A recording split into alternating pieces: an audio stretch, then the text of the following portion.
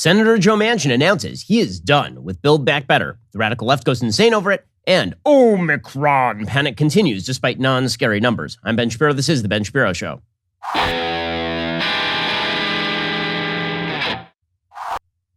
This show is sponsored by ExpressVPN. It's time to stand up to big tech. Protect your data at expressvpn.com/Ben. We'll get to all the news in just one moment, and much news there is. First, if you are looking for a way to help your budget this holiday season, I have a great way to do that. That would be Pure Talk USA. You're spending a lot of money on gifts, aren't you? Well, what if you could save on a gift and also just be saving overall? That's where Pure Talk USA comes in. Pure Talk has iPhone 12 starting at just $479 through the end of the year. They even have 13s as well. I switched to Pure Talk. I'm getting great nationwide 5G coverage, the same coverage as the big guys, and you can too. The average family saves over $800 a year. Now, that's just the smart thing to do. I wouldn't tell you to use a service I'm not completely happy with. You should make the switch the way I did. With Pure Talk's 30-day risk-free guarantee, you have nothing to lose. You got a limited talk, text, 6 gigs of data, just $30 a month. And as I said, that iPhone 12 is just $479. So go to puretalk.com, shop for the plan and phone that's right for you, then enter promo code Shapiro. Save an additional 50% off your very first month and save on a new phone. That is puretalk.com, promo code Shapiro. Pure Talk is simply smarter wireless. Some restrictions apply. See site for details. Once again, go to puretalk.com, shop for that plan and phone right for you. Enter promo code Shapiro. Save 50% off your first month and save on a new phone at the same time. Alrighty, so over the weekend, Joe Biden's dreams died. So you have to get the world's tiniest violin out for the world's most feeble president. The president of the United States had been hoping that he would be able to follow the Bernie Sanders path toward glory, and it was always politically bewildering. He didn't have the support for this. There are 50 votes in the Senate from the right. There are 50 votes in the Senate that are Democratic, and there are at least 2 of those votes that are not really of the hard left, because Kyrsten Sinema from Arizona is in a very purple state. She barely won her last race. And Joe Manchin is from a state that is redder than red, a state that Donald Trump won by a 40-point margin. And so the notion that Joe Biden was going to be able to, with that sort of majority, like 50 plus Kamala Harris as the tiebreaker, ram through a Bernie Sanders agenda was completely delusional. And it is absolutely bewildering as to why Joe Biden ever thought that this was going to happen. This is the part that's totally crazy to me. I do not understand for the life of me why Joe Biden thought that he could shift from the quote unquote moderate he was supposed to be into an FDR LBJ type and nobody would notice. And that all of the people in the center would just go right along with it. I mean, how far did Joe Biden shift? He went from being the guy who defeated Bernie Sanders because the entire Democratic Party base mobilized against Bernie Sanders to the guy mirroring Bernie Sanders' priorities. You know what I just noticed the other day? So the Time 100 had Joe Biden on it, right? You know who wrote Joe Biden's piece for the Time 100? Bernie. It was Bernie who was writing Joe Biden's piece, which is amazing. I mean, it really is. It's as though George W. Bush had been elected and then the most right-wing senator in the United States had written a piece about how George W. Bush was mirroring all of his priorities. Bernie Sanders is a radical kook. Bernie Sanders is a socialistic idiot. Bernie Sanders is a full-scale commie. Okay, and Bernie Sanders, despite his protestations that he likes Scandinavia, not the USSR, Bernie Sanders is the guy pushing the most radical agenda in the Senate, and he's the one writing Joe Biden's Time 100 profile this year. And here is what Bernie Sanders wrote, quote, Biden's bold American Rescue Plan created a strong vaccine program that will save tens of thousands of lives, alleviate hunger and homelessness, reduce the child poverty rate by more than half, help revitalize the economy. Now, through 2 unprecedented pieces of legislation, the infrastructure bill and the budget resolution, he's leading the effort to create millions of good-paying jobs, et cetera, et cetera. I look forward to working with President Biden on these transformative efforts. But here's the thing. No one was going to do this, particularly not Joe Manchin. And Joe Manchin was never hiding the ball. He was never hiding the ball. Back in July, Joe Manchin made Chuck Schumer, the Senate Majority Leader, sign a letter. That letter listed his actual priorities. Okay, he was not hiding the ball. He said that any revenue exceeding $1.5 trillion would be used for deficit reduction. The corporate tax rate would not rise above 25%. The corporate domestic minimum tax would be 15%. He said that the only bill that he would sign on to would be a $1.5 trillion top-line bill without budget gimmicks. Right? He said that there would be spending on innovation, not elimination, with regard to climate change. That is not what Joe Biden was proposing. He suggested there would be targeted spending caps on existing programs, no additional handouts or transfer payments. Right? So there's tons of stuff that he forced Chuck Schumer to sign on to. And then everybody in the media acts surprised that Joe Manchin stuck by the deal that he signed with Chuck Schumer. Okay, so over the weekend, Joe Manchin announced to much fanfare that he was a no on this thing. He was on Fox News, and of course he was a no. He's been a no for months on this thing. He has no political incentive to sign on with a president who's currently riding at 41% in the approval ratings. And in Joe Manchin's home state, Joe Biden is running in the negatives. I mean, like, there are people who have not yet been born in West Virginia who say they don't like Joe Biden at this point. So here is Joe Manchin saying what anybody who watched politics knew for a while, which is that this bill was never going anywhere. When you have these things coming at you the way they are right now, I've always said this, Brett, if I can't go home and explain it to the people of West Virginia, I can't vote for it. And I cannot vote to continue with this piece of legislation. I just can't. I've tried everything humanly possible. I can't get there. You're done. This is a no. This is a no. Okay, and the entire media are just bewildered. How could this have happened? It must have been that there was some sort of break in the relationship between Joe Manchin and Joe Biden. No, there was no break in the relationship. The relationship never really existed, is your problem, guys. So Joe Manchin put out a full statement explaining his position. We'll get to that in just 1 second. First, let's talk about your business needs. Okay, so the fact is that right now, there's like 10 million open jobs in the United States, only 7 million people willing to fill those jobs, which means if you're an employer, you need workers. You need employees. And that means you need to find the best employees. The best way to do that, head on over to ZipRecruiter. Their invite to apply feature lets you invite the best candidates to apply for your open roles. And now you can try it for free at ZipRecruiter.com/dailywire. How does invite to apply work? Well, when you post a job on ZipRecruiter, you start getting the most qualified people sent to you pretty quickly. Then you can easily review recommended candidates and invite your top choices to apply with one click. Next key marketing manager, Erin Hartge, loves invite to apply. She says, they get my job posting in front of the right people. I instantly see great candidates and I can invite them to apply to my job. In fact, according to ZipRecruiter internal data, on average for 2020, jobs where employers use ZipRecruiter's invite to apply get 2.5 times more candidates, which helps make for a faster hiring process. You can see it for yourself. Just go to ZipRecruiter.com/dailywire to try ZipRecruiter for free. That is ZipRecruiter.com/DAILYWIRE. ZipRecruiter.com/dailywire. ZipRecruiter is indeed the smartest way to hire. Alrighty, here is the statement. For 5.5 months, I've worked as diligently as possible, meeting with President Biden, Majority Leader Schumer, Speaker Pelosi, and my colleagues on every end of the political spectrum to determine the best path forward despite my serious reservations. I've made my concerns clear through public statements, op-eds, and private conversations. My concerns have only increased as the pandemic surges on, inflation rises, and geopolitical uncertainty increases around the world. I've always said, if I can't go back home and explain it, I can't vote for it. Despite my best efforts, I cannot explain Build Back Better in West Virginia. I cannot vote to move forward on this mammoth piece of legislation. Joe Manchin continues, my Democratic colleagues in Washington are determined to dramatically reshape our society in a way that leaves our country even more vulnerable to the threats we face. I cannot take that risk with a staggering debt of more than $29 trillion and inflation taxes that are real and harmful to every hardworking American at the gas pump, grocery store, and utility bills with no end in sight. The American people deserve transparency on the true cost of the Build Back Better Act. The nonpartisan Congressional Budget Office determined the cost is upwards of $4.5 trillion, which is more than double what the bill's ardent supporters have claimed. They continue to camouflage the real cost of the intent behind this bill.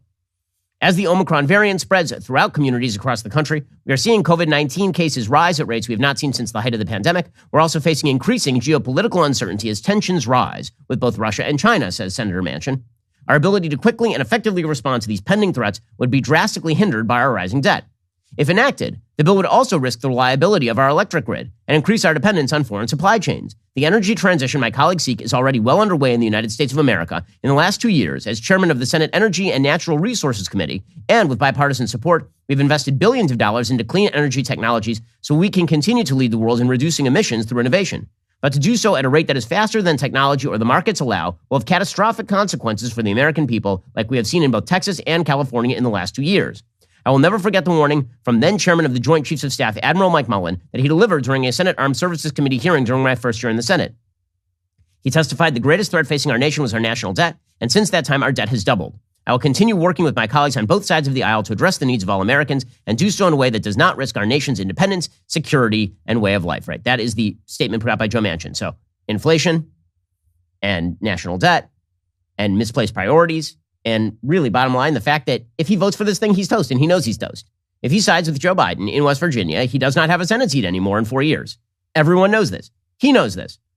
Okay, but the media are trying to make this out to be a personality issue between Joe Manchin and Joe Biden. This is not a personality issue. The incentive structure was completely wrong, and Joe Biden was delusional, and the progressives were delusional if they thought that they were going to get Joe Biden on board. By the way, Kyrsten Sinema apparently is going around telling people that she and Manchin are stand-ins for half a dozen other Democratic senators who are in purple states and who are looking around going, man, I'm glad that I didn't have to vote on that piece of crap. According to Politico last night, less than 30 minutes before he killed the Democratic Party's most important piece of legislation, an aide was dispatched by Senator Joe Manchin to give the White House and congressional leadership a heads up.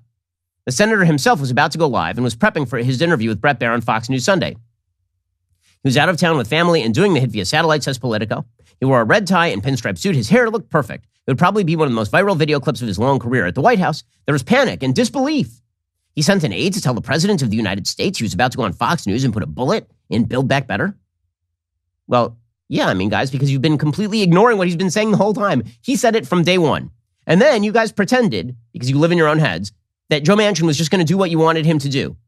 This is why Nancy Pelosi kept scheduling votes on this thing and then having to cancel votes on this thing. It's why Chuck Schumer kept saying, we're going to do it by X date. Nope. Well, actually, we'll do it by this date. Nope. Well, actually, we'll just move.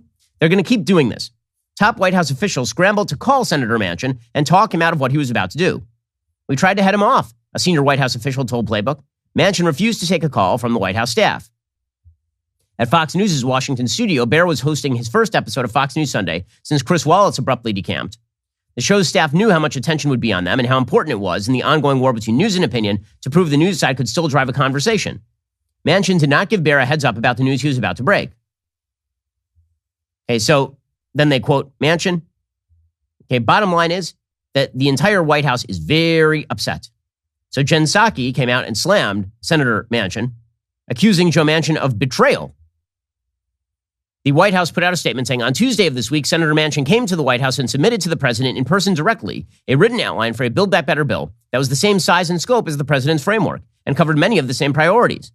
While that framework was missing key priorities, we believed it could lead to a compromise acceptable to all. Senator Manchin promised to continue conversations in the days ahead and to work with us to reach that common ground. If his comments on Fox and written statement indicate an end to that effort, they represent a sudden and inexplicable reversal in his position and a breach of his commitments to the president and the senator's colleagues in the House and Senate. By the way, this signals that the White House knows it's over. Because if the White House really thought there was a path forward for negotiation, here's what you don't do. Set Joe Manchin on fire. Right? If you're Joe Biden and you want to negotiate with that guy, you cannot douse him in gasoline and light a match. And yet that's what the White House is doing. Right there. The White House puts out a statement saying that it's a betrayal, a sudden and inexplicable reversal in his. That's not true. You guys just refused to sense the reality.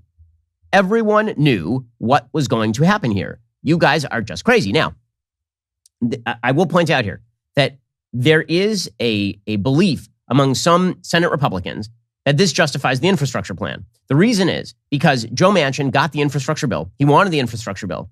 Mitt Romney, Rob Portman, the deal that they made essentially with Manchin and Sinema is we will do the infrastructure bill with you, but you will not do Build Back Better, a giant boondoggle spending bill where all of the priorities that were cut out of the infrastructure bill then get stuffed into the Build Back Better Act. And there were worries about trust, right? That Manchin and Sinema would cave and that they would then vote for Build Back Better, as well as the infrastructure bill, and the Democrats would get all their spending. So we will have to point out here that the strategic move made by some of these guys in the Senate to put forward the infrastructure bill as sort of a sop to Manchin and Sinema to keep them from restructuring the entire American economy was not necessarily the worst strategic move. Now, it's possible that if they'd not passed the infrastructure bill, they still wouldn't have gotten Build Back Better because the incentives would be no different. Right? It would still have been a hard slog to get Build Back Better approved by the voters of West Virginia. That said, the baseline notion that you could get Manchin and Sinema to kill Build Back Better if you gave them infrastructure, that turned out at least to be true in the sense that Build Back Better is now dead. Senior White House official is ripping on Manchin. Says, look, with Manchin, you never know. I've never seen anything like this. The guy shook hands with the president. He made us a written offer on Tuesday that had holes but was doable. If he flipped away from that so quickly, maybe he can flip back. Yeah, I think not. I really, really think not. And we'll get to more of this in just 1 second. And what does this mean? It means two things. One, Joe Biden is not going to be the president he wanted to be. And two, counterintuitively, Joe Manchin might have just saved Joe Biden's presidency. I'll explain in just a second. First, we've got a very different kind of sponsor for this episode, the Jordan Harbinger Show. It's a podcast you really should be listening to. I know that every day somebody tells you you just have to listen to some podcast, you nod, and you say sure, and then you forget about it. But Jordan's show really is a great listen. Apple named it one of its best of 2018. It's aimed at making you a better informed, more critical thinker so you can get a sense of how the world actually works and come to your own conclusions about what's happening even inside your own brain. Each episode is a conversation with a different fascinating guest. When I say there's something for everyone, I really mean that. In one episode, Jordan talks to a hostage negotiator from the FBI who offers techniques on how to get people to like and trust you, which sounds useful and disturbing at the same time. Another episode tells the story of a pimp and mafia enforcer who talks about mind manipulation techniques and how you can defend against them. Every conversation is really worth listening to. Jordan has recent conversations with Yeonmi Park and Russell Brand. These are all just fascinating conversations. Go check it out right now. JordanHarbinger.com/start for some episode recommendations, or search for The Jordan Harbinger Show. That's HARB as in boy, IN as in Nancy, GER on Apple Podcasts, Spotify, or wherever you listen to podcasts. Go check it out right now. Alrighty, so Joe Manchin essentially just ended Joe Biden's giant dreams. But here's the thing. That may save Joe Biden in the long run. Because if Joe Biden actually got Build Back Better and inflation continued to spiral out of control and the economy continued to stagnate, it just would not redound to Joe Biden's benefit. Now, I still think that the Democrats get shellacked in 2022 because they're going to have to own whatever comes next. And nothing great is happening for the next year or so. Inflation is going to last well into next year. At this point, that is being conceded by the Federal Reserve. The economy is not growing the way it is supposed to grow. The Democrats have created a box of their own making. They cannot get out of it with regard to COVID. The COVID panic mentality that they relied upon for world-breaking change has actually broken their world. But adding on top of that, a $5 trillion package would not have redounded to Joe Biden's benefit. So Manchin killing it might counterintuitively be actually quite good for Joe Biden. See, it took Bill Clinton the 1994 election before he realized that Hillary Care and giant capital gains tax increases, that these things were very unpopular with the American people. The way the American people sounded off was by giving Republicans their first congressional majority in 3 decades. Well, Joe Biden, he's getting the wake-up call early, but he's not getting it from a congressional election. He's getting it from a member of his own party in the form of Joe Manchin. Nonetheless, the Democrats are really, really angry over all of this naturally, as you would expect them to be, because, again, the idea was that now that Joe Biden was in control, they were going to get the Bernie Sanders presidency. They were going to get exactly what they had always wanted. Well, no, that's not going to happen anymore. So Bernie Sanders is now slamming Joe Manchin. Here is the socialist old coot from Vermont, who's now the thought leader of the Democratic Party, who's been defeated by, as it turns out, a majority of the American population. Let's not pretend that it's Joe Manchin and Kyrsten Sinema alone who are standing against this bill, because that's not true. 52 senators stand against this bill. A majority of the Senate. This is not a matter of minority controlling. This is a matter of a majority controlling. And here's Bernie Sanders, though, who is lamenting this as he thinks fondly of Stalin. I think he's going to have a lot of explaining to do to the people of West Virginia, to tell them why he doesn't have the guts to take on the drug companies and lower the cost of prescription drugs, why he is not prepared to expand home health care. West Virginia is one of the poorest states in this country. You got elderly people and disabled people who would like to stay at home or forced into nursing homes. He's going to have to tell the people of West Virginia why he doesn't want to expand Medicare to cover dental, hearing, and eyeglasses. I've been to West Virginia a number of times, and it's a great state, beautiful people, but it is a state that is struggling. Okay, so I would just like to point out here that Bernie Sanders would not be elected dog catcher in West Virginia. So Bernie Sanders giving advice to Joe Manchin, who's been elected as a blue senator in a very red state repeatedly, is laughable. If Bernie Sanders believes that his agenda is so popular, why wasn't he the nominee in the first place? And again, I will never get over the fact that Joe Biden is such a fool that he was elected as a moderate and then he swung to the Bernie Sanders side of the aisle. It's totally crazy to me. Okay, Alexandra Ocasio-Cortez is also jumping into the fray. So she tweeted out, when a handful of us in the House warned this would happen if Democratic leaders gave Manchin everything he wanted first by moving the infrastructure plan before Build Back Better, instead of passing it together, many ridiculed our position. Maybe they'll believe us next time, or maybe people will just keep calling us naive. Either way, we cannot accept no for an answer. Democratic leadership, including but not limited to the president himself and House Democratic leadership, wrote a massive check on their credibility the night of the Biff vote in order to secure the votes they needed, promising passage of Build Back Better to every member who brought up Manchin. They personally promised they had a solution and Build Back Better would pass. It is simply not an option for Democratic leaders to walk away from Build Back Better, voting rights, etc. They must find a way, just as they promised they would when we raised this inevitability. Some of us don't have the luxury of giving up. We serve working, middle class, and poor people. We serve everyday workers getting ripped off, and immigrants, and black communities, and queer kids needing shelter. We will not walk away from them. And leadership can't walk away from them either. People can be mad at Manchin all they want. But we knew he would do this months ago. Where we need answers are the leaders who promised a path on Build Back Better if Biff passed. Biden and Democratic leaders. They chose to move Biff alone instead of with Build Back Better, not Manchin. So they need to fix it. We, as always, says AOC, are here to fight for this agenda. What matters most to us is that it gets done. But we cannot just shrug our shoulders and accept this as some Charlie Brown moment. Our entire democracy is on the line. So we need to get back in there and get this bleep done. Period. So, Slay Queen. Yeah, go for it. Seriously, go for it. The entire progressive wing of the party is super mad that they even got the infrastructure plan. So it seems that AOC is still committed to the idea that if the progressives had voted no on infrastructure and they had held together Build Back Better and infrastructure, that Manchin would have voted for that. No, he wouldn't have. Literally the only thing that Joe Manchin would have voted for is the infrastructure plan. He was not going to vote for both. The only way possibly he might have voted for both is if Republicans were the ones obstructing the infrastructure plan, right? That was the Romney logic. But they weren't. Joe Manchin was not going to vote for a $7 trillion package because AOC and Ilhan Omar wanted it. These people are out of their minds. They truly do seem to think that like small boroughs in New York govern the entire country and that senators are not answerable to their home states. And Ilhan Omar joined the crew. She slammed Manchin as well.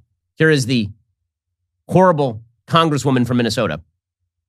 We all knew that Senator Manchin couldn't be trusted. The excuses that he just made, I think, are complete bullshit. It is really disheartening to hear him say that he has been trying to get there for the people of West Virginia, because that's a complete lie. There are just so many things that the people of West Virginia desperately need. And we know that he is not working on behalf of their interest. And I really am just completely disappointed and disgusted by his reasoning. Well, I mean, if the people of West Virginia don't love Ilhan Omar, I mean, wow. I mean, when she speaks, the people of West Virginia listen. That is definitely a state, West Virginia, where Ilhan Omar, I'm sure, is wildly popular. Her perspectives are super popular in West Virginia. Again, the delusional nature of progressives who think they have a national program, as opposed to the reality of politics, which is you're always cobbling together a coalition to do incremental things. That is most of politics. And that it turns out Joe Biden did not have a mandate for anything remotely like this. It's amazing. And they will continue deluding themselves along these lines, the progressives, which means that Joe Biden should get with the program, right? If he had any brains at all, if he didn't have mush for brains at this point, which, I mean, physically mush for brains, then he would probably be pushing for a piecemeal approach to a lot of this legislation. But I don't know if he can do it. I don't know if Joe Biden can get there. He's so afraid of the progressive wing because they're the most motivated wing, even though they represent a tiny percentage of his party, that he's going to continue pushing this. It's utterly insane. In a second, we'll talk about Joe Biden and the wild progressive wing that they're in the ascendance in the Democratic Party, but they're not getting anything done. We'll get to that in just a moment. First, your gas prices are too high. They're really, really high right now. You go to California, it's like $5 a gallon in some places. I'm thrilled to introduce an incredible app that everyone who buys gas needs to know about. Get Upside. My listeners are making up to 25 cents for every gallon of gas every time they fill up. Just download that free Get Upside app in the App Store or Google Play right now. Use promo code Shapiro, get a bonus 25 cents per gallon on your first fill-up. That's up to 50 cents cash back.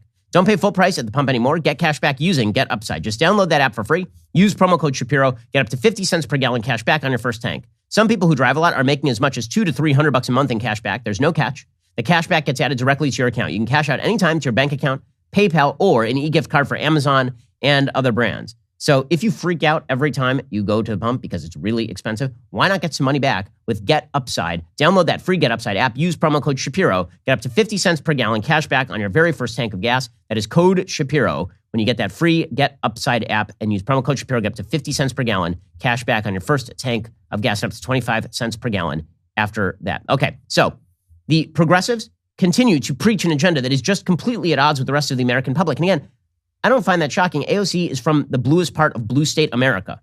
She was recruited by the Justice Democrats to be like the bluest of the blue. AOC is not the shock. The shock is Joe Biden. I mean, AOC is constantly spouting stuff that is completely disconnected from reality. For example, she said over the weekend that student loan debt is immoral. In what way? If I take a loan to spend money on a thing and then I have to repay the money, that is not immoral. You know what's immoral? What's immoral is welching on your deal, right? That's immoral. It's immoral to walk back a loan and try to get out of it. That's immoral. But here is AOC claiming that apparently it's moral to steal money from people. I mean, of course she thinks this. She's a socialist. There is also the case of just millions of people in the United States that already went to college, and they were saddled with a lot of unethical and immorally kind of created student loan debt.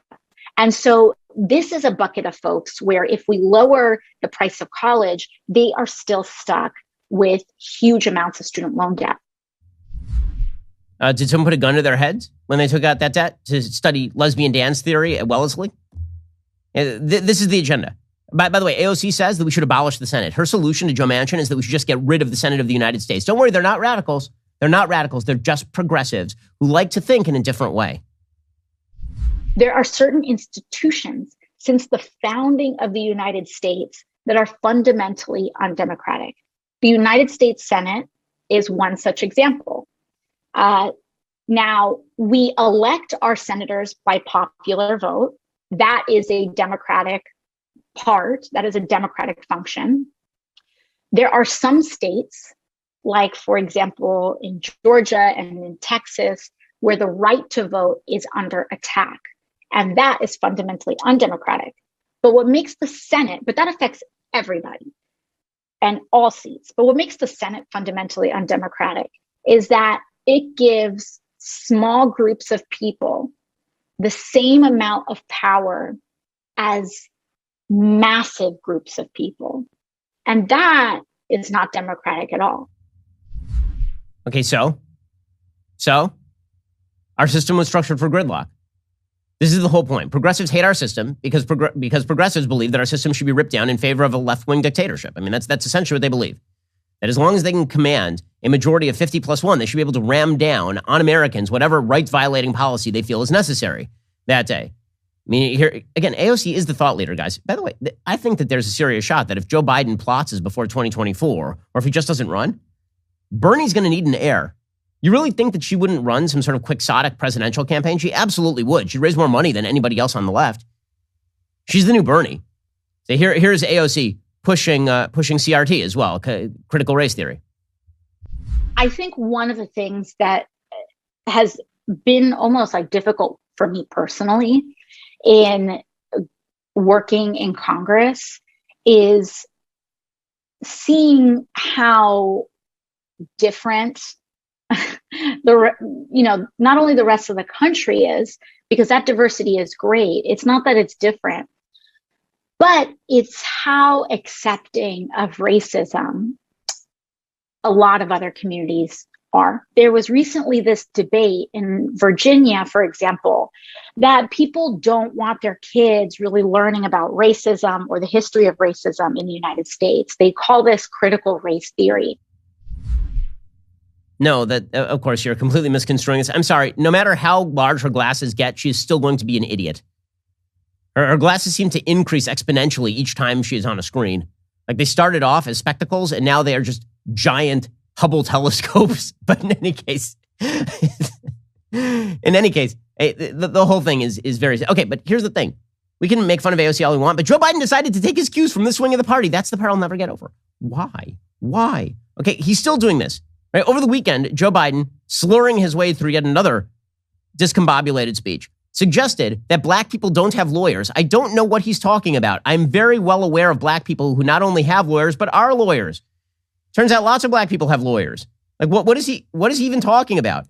I think he's living still like in 1911 or something. Here we go.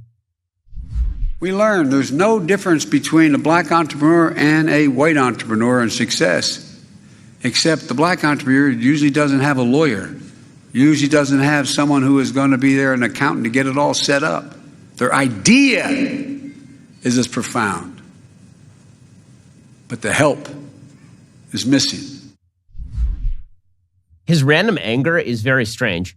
He'll do speeches and then he just, idea. It's like, what are you, whoa, dude. Yeah, I have a joke here I won't say. In any case, Joe Biden, and then, of course, he continues along the AOC lines that there's sinister voter suppression going on. Remember, this guy is the great uniter. He's speaking at a historically black college and university, commencement here.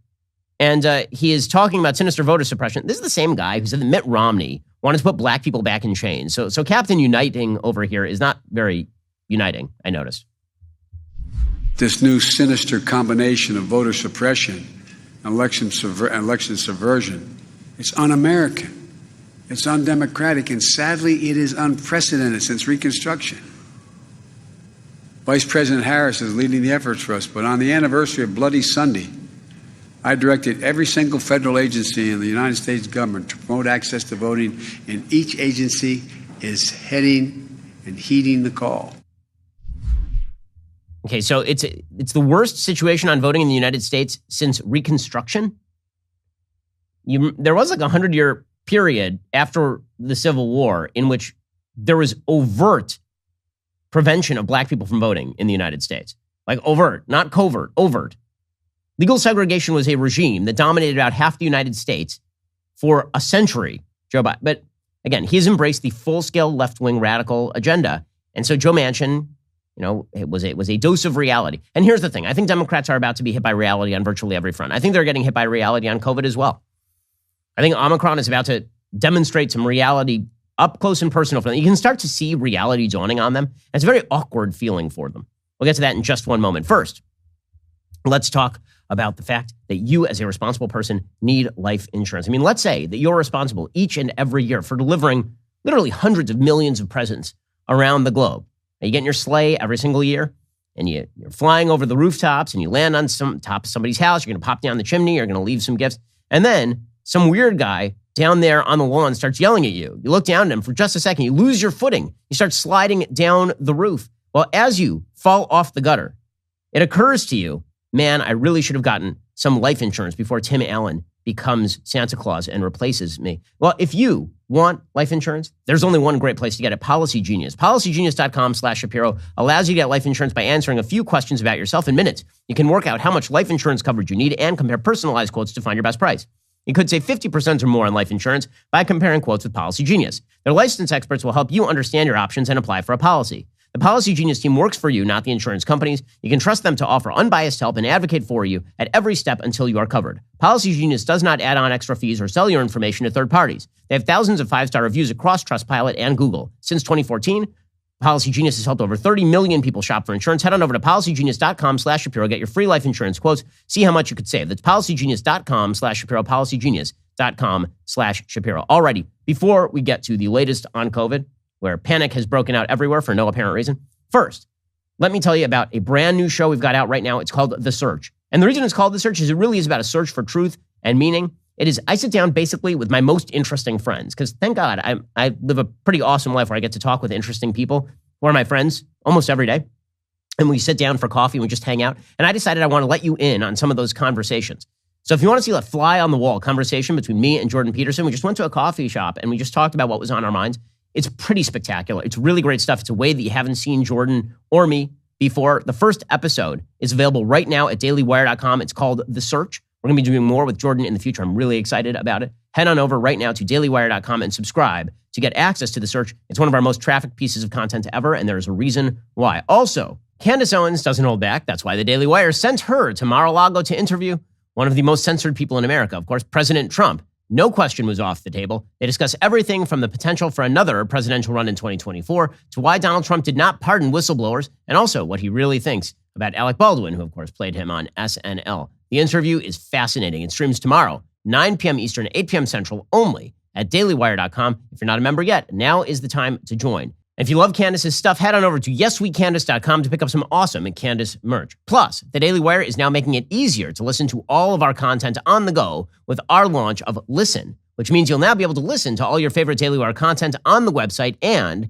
in the DW app. Listen is here to make soaking up our content as convenient as possible with a limited ad audio experience. Whether it's catching Morning Wire with a morning cup of coffee, taking in the latest hot takes from your favorite hosts, or exploring our growing radio theater, you'll get all the content you love. And if you get interrupted, no worries. You can pick up right where you left off with Continue Listening. And that's not all. We made sure it's available to members and non-members. So get ready to listen because we've got a lot to say. You're listening to the largest, fastest growing conservative podcast and radio show in the nation.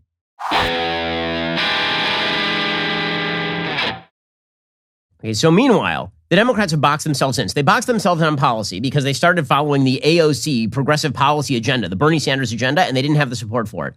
And they really boxed themselves in on COVID because their take on COVID is what is destroying the economy. Their take on COVID is leading to more opioid deaths. Their take on COVID is leading to depression across broad swaths of the American population because their take on COVID is completely disconnected from reality. The reality was always that elderly people, people in nursing homes, people with pre-existing conditions were highly vulnerable to COVID, and that everybody else was maybe a little tiny bit vulnerable to COVID. And if you were really young, you weren't vulnerable to COVID nearly at all. That was always the logic, always. And now, as we have a new variant that is way more transmissible than Delta and apparently way less deadly than Delta, they can't let go of the idea that they promulgated, that COVID was a thing government could handle and government could get rid of. And so even to acknowledge that COVID has become endemic it's almost a blind spot for them. They can never acknowledge it. Instead, they've sunk into an endless malaise. And so Chris Chaliza, right, has a piece over at CNN, and it is so insanely delusional. It really is. Listen to this. Okay, it's called Why My COVID Anxiety is Spiking Now All These Months Later. The answer is because you refuse to understand basic realities about life. I mean, that's the real answer. But there's been an embedded sense of panic and doom that Democrats have promulgated as the essence of virtue. They're essentially the same as people who are walking around in the 13th century chanting that the end was near, repent. But what you're supposed to repent to is basically the dominance of government. It is a religious perspective at this point. Okay, I've talked before about fear of God, right? The idea of yirat shamayim in Hebrew. These people's belief that if they fear COVID enough, it will leave them alone is totally crazy. Here's Chris Chaliza. I remember the moment distinctly. It was Thanksgiving. We, my wife, kids, and mom, were at my college friend's house with his family. Everyone was vaccinated. We had all taken rapid tests that morning to make sure it was safe to celebrate together. So first of all, you were vaccinated, so why were you even taking the rapid test? Who cares? Who cares? Even if you gave it to each other, you were going to be fine because the vaccinations are super effective and you can't do anything about it anyway because welcome to life. But here's what he says. That was the last day I felt relatively unworried about COVID-19. Since the word Omicron entered our lexicon, every day has been filled with varying levels of stress. Really? Has it? That seems like a you problem to me. I'll be honest with you. If you're vaxxed and you're sitting around panicked about Omicron, I think that what you actually need is not a vaccine. You need another type of medication. You need an antidepressant or maybe an anti-anxiety medication. But if you're sitting around like panicked about this stuff, and you're vaxxed, I don't know what's wrong with you. I've got nothing for you except a psychiatrist number. Chris Chaliza says, there's the near daily note from the boys' school about students testing positive and the measures being put in place to contain it. Okay, and so what? Your kids will be fine. Kids are not getting seriously ill from COVID. The numbers on children who have died from COVID, I'm not going to stop repeating it because it remains true. The number of kids who have died, who were healthy before COVID, who died of COVID in the United States under the age of 18 is still below 20. There's a parade of headlines that suggest, says Chris Chaliza, Omicron is on the march in Europe and that a surge is inevitable in the United States. Right, but it's a surge of cases. So who cares? Who cares? There's a surge of cases every year around this time in the cold, in the common cold. Do we care? Have you ever, I don't even have any idea. How many people every year are diagnosed with the common cold? You don't even go to the doctor. No one goes to the doctor for the common cold because it's so common. That is literally why it is called the common cold. But Chris Chaliza's panicked. He says there are invites to Christmas parties and for the kids to attend sleepovers and playdates and holiday trips and 1,000,001 other things that require my wife and me to play the role of public health experts. The hyperventilation, get him a paper bag. Here's the problem, says Chris Chaliza. I'm not a public health expert or anything close to it. In fact, because of a long battle with health anxiety and compulsive behavior, I'm a terrible person to be tasked with making these daily calls. He is begging to be ruled. And this is so many people now. They have put all their faith in a government that cannot solve the problem, but they require a ruler. They want a ruler. I can't handle these particular conversations or these decisions. Okay, just because you can't doesn't mean that I can't. I am perfectly happy to make these decisions with my family. So are the vast majority of Americans, by the way. I can make this decision with my parents, with my kids, with my wife. I can make all of these decisions myself. I don't need the great God of Dr. Anthony Fauci descending from on high to explain what's going on with everything with COVID and Omicron, blah, blah, blah. The hell is wrong with you people? Get a grip. Chris Chaliza says more than 20 months into this nightmare, more than a year after the first vaccine was administered, more than 800,000 deaths later, it seems there is no end in sight. Really? Because the end was in sight literally the day that I got my second dose. Once I got my second dose and once it had kicked in, the end was not only in sight, it was over for me. I have not worried for one iota of one moment since that day. You know why? Because I actually follow the data. That's why. But, says Chris Chaliza, I feel emotionally raw. Everything from anger to exhaustion to resignation sits heavier on me now than it did at that Thanksgiving dinner a few weeks ago. I'm exhausted from the constant not knowing. Each new day feels like it brings a darkening prediction of what the future holds, and I'm tired. He's citing Deuteronomy now. It's like every night you go to bed thinking that you wish it were the morning, and then every morning you wish it were the prior night because things just get worse and worse. I'm a creature of habit, says Chris Chaliza. I love knowing what the next day will bring. With the pandemic, it feels like the situation is changing by the hour. I'm resigned to the fact none of this is going away soon. The idea that COVID will be in the rearview mirror by March feels at this point quaint. I've watched the goalposts for the end of the pandemic move so many times, I can't even remember where they were a month ago. So what leftist politicians and what the media have done is they have turned everybody into the rats in the experiment. So there's a very famous rat experiment where rats were fed pellets every time they hit a button. And then rats were electroshocked sometimes when they hit the button. Well, it was only like every fourth time, but what the rats started to do, they wouldn't learn the pattern. They would just stay away from the button until they starved. That is what you have done with these people. This is what government and the media have done. You've scared people so crapless that they are afraid of doing anything, even when the risk is incredibly low. You've enervated them. You've turned them into pathetic mewling specimens. Says Chris Chaliza, this has always been one of my favorite times of the year. Now it's filled with dread and foreboding. All I know is it's been a long December, and I need to find reasons to believe that next year is something I can look forward to. So what? You're just gonna wait on Anthony Fauci to tell you? Okay, so the reason that I'm so scornful of all of this is because I look at the stats. So let me show you some statistics. Okay, here are some statistics. These are statistics from the United Kingdom. Okay, these are the case stats. So as of July, there were very, very few cases in the United Kingdom of COVID-19 as of this June, July. Okay, and then it spiked in July. So there were almost 50,000 cases, right? That was the Delta wave. And then it sank back down below 30,000 cases a day as of like August. And it sort of gradually rose, kind of some ups and some downs. And then in about November, huge spike in cases, okay, higher than it's ever been. A spike in cases from maybe 35,000 cases a day all the way up to well over 70,000 cases a day. This is the 7-day rolling average, not the day-to-day number, right? The 7-day rolling average. Okay, so it more than doubled over the course of the last month. So we are now a month out. What you would expect is that the deaths would start to increase, right? Here are the death stats from the UK. Notice something? Complete disconnect. Go back to the last chart for a second. Okay, what you will see in the last chart is that there was a big spike in November, particularly, right? November of 2020. Right? In November of 2020, around the end of November, there's a big spike in cases, all the way up to about 60,000 cases a day. Now go to the other chart for a second. If you go to the other chart, what you'll see is that about 2 weeks later, right, 2 to 4 weeks later, huge spike in deaths, because that's what you expect. When COVID hits, there's a huge increase in cases, and then there is a huge spike in hospitalizations and deaths. Thanks to the vaccines, because the UK was heavily vaccinated, there is no such spike in June, July. Right? What you see is like a slight increase. It increases from 0 a day in early June all the way, go back one. It increases from 0 a day in early June to little under 200 a day. And it kind of stays there all the way throughout the pandemic because of the vaccines. Now you have this huge, vast mass spike. Any increase in deaths? No. Deaths right now in the United Kingdom, 7-day rolling average is actually lower now than it was about a week ago. Okay, so is that only the UK? Where they've seen a massive spike? No, it turns out it is not only the UK. Here is South Africa. So South Africa has had 3 very clear waves. This is the 4th very clear wave. Okay, and this wave is enormous. They went from basically 0 cases a day in mid-November to essentially 30,000 cases a day as of today. And that started solidly a month ago. Started 3 weeks to a month ago. Here are the death stats from South Africa. Oh, look. There's no spike in death at all, right? It's the same, super low rate. Where's the spike? Okay, if you think it's just over in South Africa where this thing started, or in the UK, I bring New York. Okay, so here's New York. New York has seen a massive spike. Again, mask mandates, vaccines, massive spike in cases. Right, they're all the way down well below 5,000 cases a day at the beginning of November, and then it started to spike. And now they're up to almost 15,000 cases a day in the 7-day rolling average. This is the New York Times numbers. Hey, here's their deaths. This is New York. Okay, New York State. Notice something?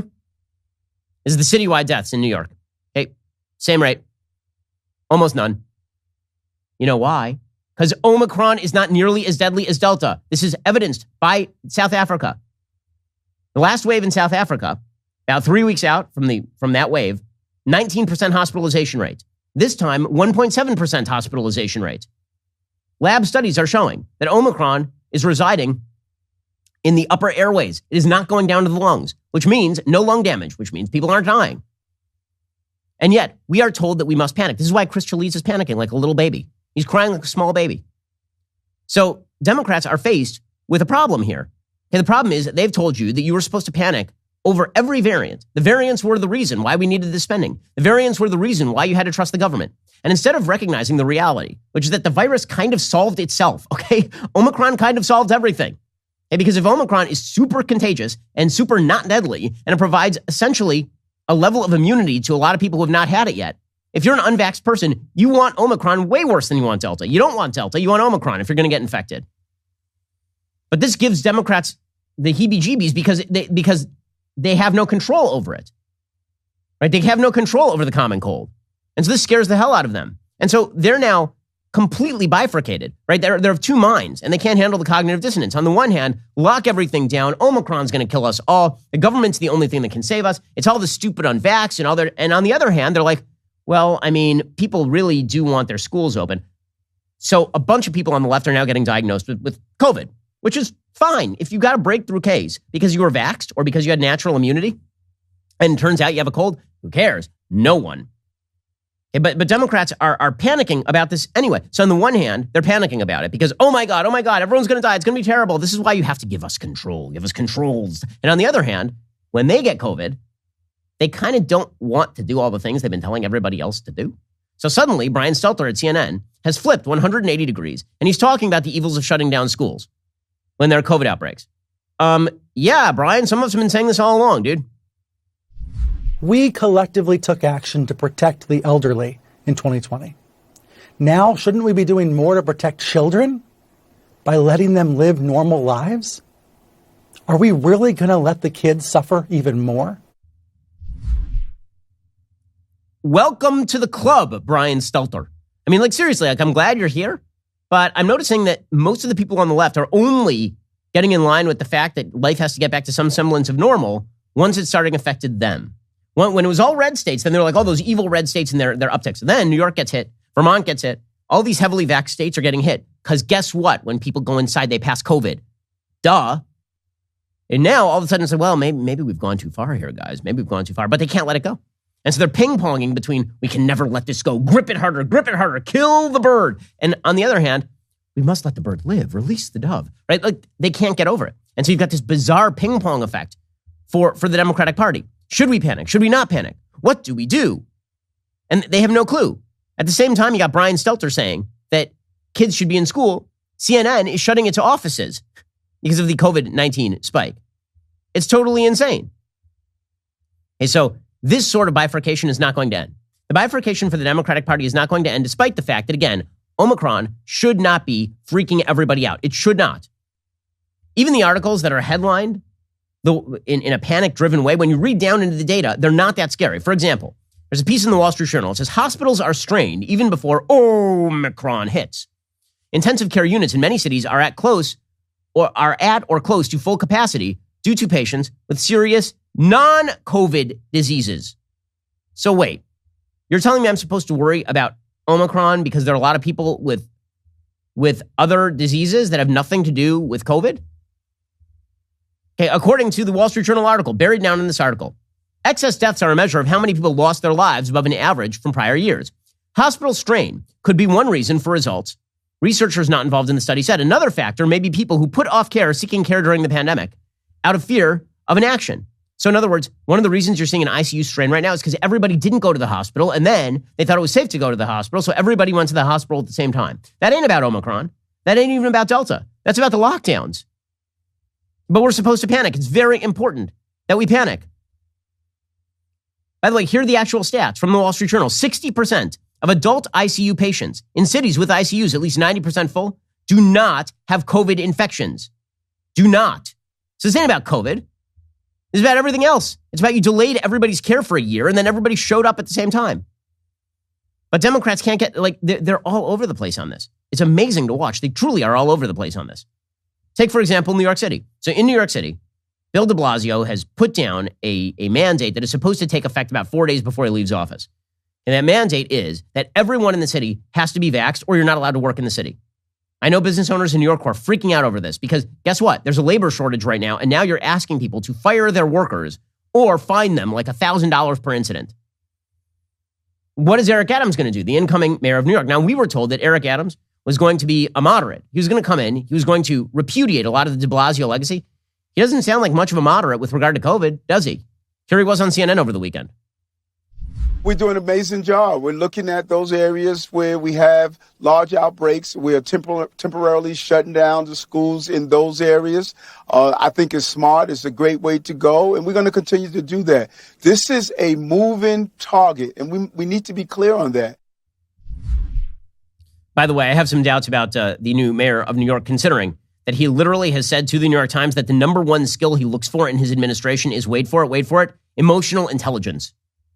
Man, oh man. If the people, it's a thing that I don't look for as a high resume item here at the Daily Wire, emotional intelligence, because there's no way to quantify that. You want people who can get along with other people, but if that's your number one criteria, yeah, good luck with that. Emotional intelligence. Anyway, the complete gap in how Democrats are thinking about this thing is leading to all sorts of bizarre shifts in messaging. So over the weekend, CNN announced that the Biden administration would be eyeing a potentially stark shift in messaging around ending the pandemic.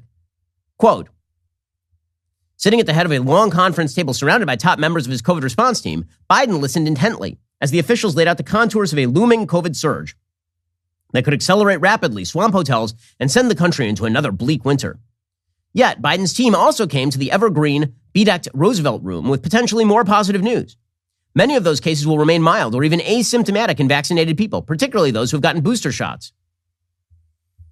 So Biden is trying to scare the unvaxxed into vaxxing, and they're trying to shift into focusing on severity rather than focusing on case numbers, which is what some of us have been urging the entire damned time. No one cares about case numbers. Severity is the only thing that matters. But by the way, if you mentioned that, let me just point this out. If you mentioned that anywhere during the pandemic, that we should focus on severity, hospitalization, and death, not case counts, this administration actively tried to smear people who said this. Actively. Over the weekend, the Daily Mail reported on emails between Anthony Fauci and the head of the NIH, Francis Collins. You know, the idiot who plays guitar and warbles about someday after the pandemic. That idiot. Apparently, these idiots were writing each other emails talking about the Great Barrington Declaration. The Great Barrington Declaration is a declaration by a bunch of epidemiologists, including Dr. Jay Bhattacharya from Stanford, who suggested that we shield the vulnerable and allow everybody else to live their lives. Apparently, Fauci and the head of the NIH colluded on a way to discredit that alternative plan to deal with COVID. In an October 8th email from Collins to Fauci, the head of the NIH called the Great Barrington Declaration the work of 3 fringe epidemiologists that seemed to be getting a lot of attention. Collins added, quote, there needs to be a quick and devastating published takedown of its premises. I don't see anything like that online yet. Is it underway? Later in the day, Fauci sent Collins a wired op-ed that refuted the notion of herd immunity stopping the pandemic. Collins then sent Fauci an op-ed in The Nation also trashing the Great Barrington Declaration. A few days later, Collins emailed Fauci a Washington Post op-ed he was quoted in, headline, proposal to hasten herd immunity to the coronavirus grabs White House attention but appalls top scientists. Collins said, my quotes are accurate but will not be appreciated in the Trump White House. Fauci responded, they are too busy with other things to worry about this. What you said was entirely correct. So they basically conspired in order to attack the Great Barrington Declaration. At no point did they actually explain why the Great Barrington Declaration was wrong. The Great Barrington Declaration did not suggest that, quote unquote, herd immunity was the solution. They suggested that herd immunity is the only thing ever that generates the end of widespread pandemics, right? The herd immunity either comes via vaccines or it comes via natural immunity. And they suggested that if you let young, healthy people work, it was not going to be the end of the world and you should shield the vulnerable. But Francis Collins and Anthony Fauci spent their time trying to destroy the authors of this declaration. Now they're, of course, embracing its exact same premises.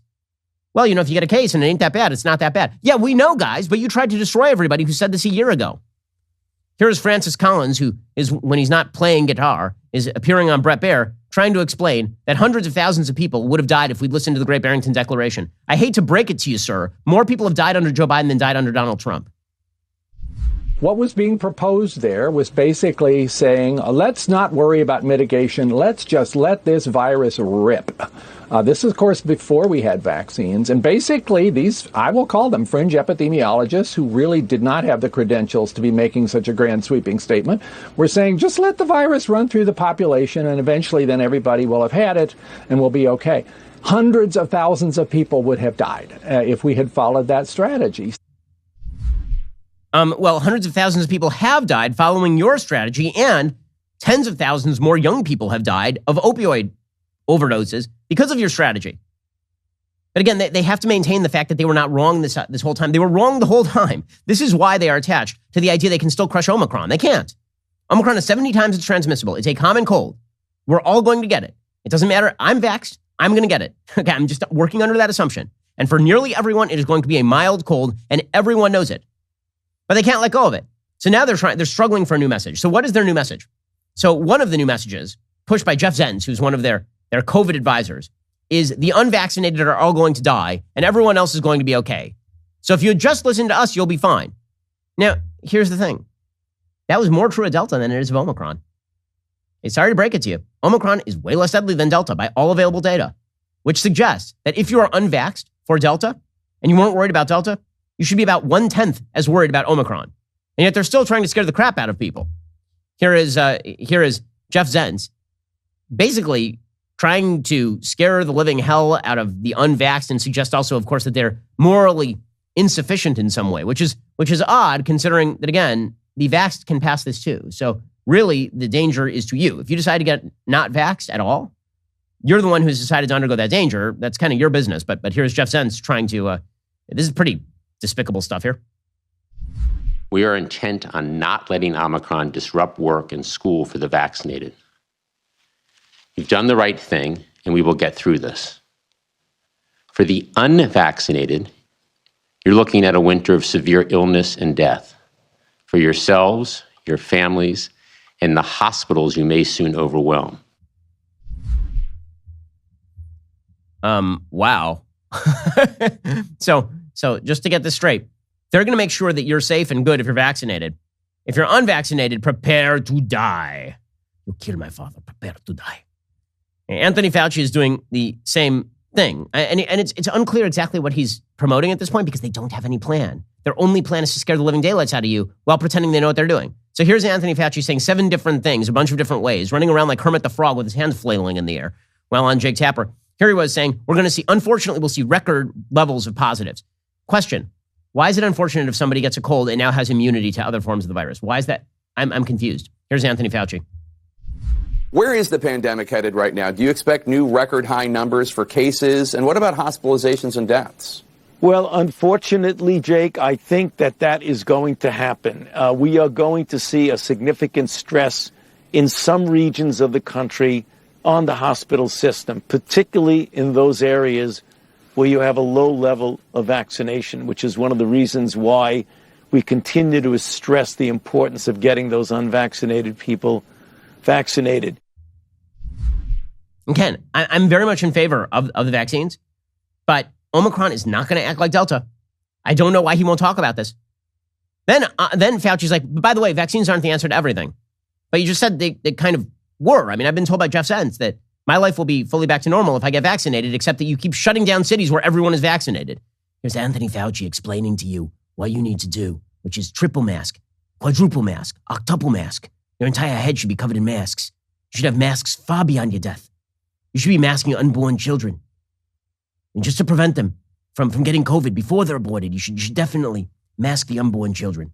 Also the dead. Disinter your relatives. Bring them up from the ground. And please, mask them. Because they might die from the COVID after being dead for 20 years. Here we go. People think that vaccine is the answer to everything. We can't do it without vaccines, Jake.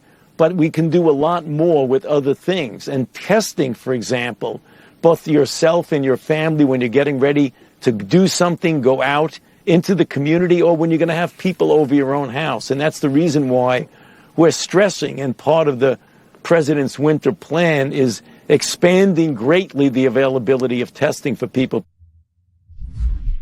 Testing? Truly? Testing? That's gonna do it. You know how many people who are asymptomatic are testing? In fact, it's so bad that the NFL just suspended testing the asymptomatic because they're not idiots and they don't want to shut down their entire league. Asymptomatic testing is the dumbest thing in the world. By the way, you can't even get tests right now because this administration has done a crappy job with the testing. You're not going to test your way out of the common cold. But Fauci continues with this. Then he's like, well, so vaccines are not the answer. Maybe testing is the answer. But testing is not the answer. Maybe boosters are the answers. What's behind door number 3, Dr. Fauci?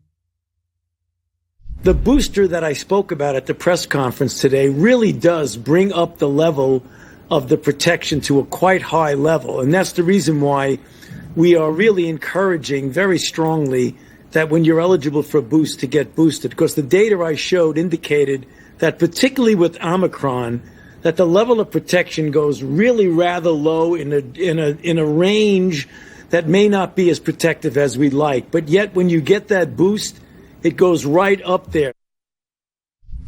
Okay, well, that's actually not what the data shows. What the data shows is that boosters, particularly for the elderly, are worthwhile with regard to Delta because you want your antibody levels high again. But all the boosters do is increase your antibody level. Your B cell and T cell immunity still exist. Again, he doesn't even bother with B cell and T cell immunity. He doesn't even explain. When he talks about vaccine protection, is he talking about infection or is he talking about hospitalization and death? He doesn't make clear what the hell he's talking about. What he's really talking about there is infection. He's not talking about hospitalization and death because the 2-dose vaccine is still, for nearly everyone under the age of 65, highly protective against hospitalization and death. But now, so now, just to get this straight, yesterday he suggested vaccines are the answer. Vaccines are not the answer to everything. We need boosters. Also, we need to mask forever. He literally said yesterday, we're going to mask forever on airplanes. For the rest of time, we're going to mask on airplanes. For the rest of time. Are we going to get to the point where we won't have to wear masks on airplanes? I don't think so. I think when you're dealing with a closed space, even though the filtration is good, that you want to go that extra step when you have people. You know, you get a flight from Washington to San Francisco, it's well over a 5-hour flight. Even though you have a good filtration system, I still believe that masks are a prudent thing to do and we should be doing it. Okay, this is New York. Okay, you know what New York has? Vax mandates, mask mandates. You noticing something about that case count right there? You notice that? Weird. It looks exactly like case counts everywhere else. But Anthony Fauci has a solution. Okay, so here is the deal. If you guys wish to live in this paranoia of your own making, where you worry every day like Chris Chaliza does, of CNN, you just sit around worrying, fine, live that way. But you don't get to dictate that to the rest of us that our lives ought to be miserable. I'm not going to listen to you because I don't think that you have any relationship with the data. I don't think you care about the data. I think you've created a reality in your head where you guys are morally superior for having listened to the government, even though the governmental actors were not providing you good data and were mainly lying to you. So if you want to live that way, fine, live that way. But guess what? We'll just take everyone who earns from your state. We'll take them down here in Florida. We'll take them in Georgia. We'll take them in Texas. We'll take them in Kentucky. We'll take them in Tennessee. We'll take them everywhere.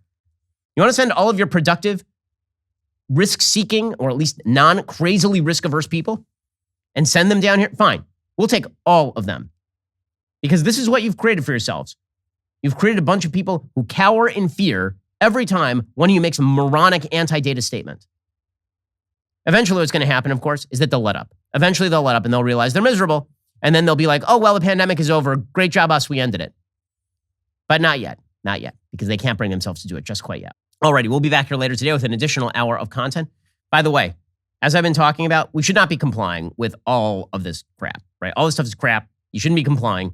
If you wish to fight back, go to dailywire.com/do-not-comply. We're very, very close to 1 million signatures. That is our goal. We want to get there by Christmas. We're only a few thousand signatures away. So head on over to dailywire.com/do-not-comply. In the meantime, we'll be back with an additional hour of content later today. Also, check out our newest podcast, Morning Wire. On today's episode, they report closing arguments in the Ghislaine Maxwell case and Google's strict vax mandates. That episode is available right now on Apple, Spotify, or wherever you listen to podcasts. Make sure to tune in. I'm Ben Shapiro. This is The Ben Shapiro Show.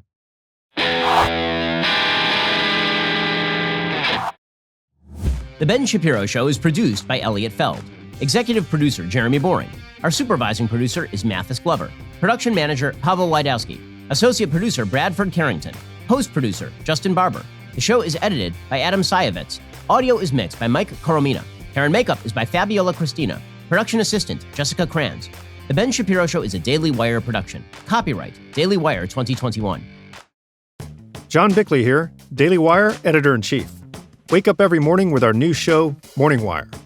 On today's episode, Senator Manchin kills Biden's Build Back Better Act, closing arguments in the Ghislaine Maxwell trial begin, and Google imposes strict vaccine mandates.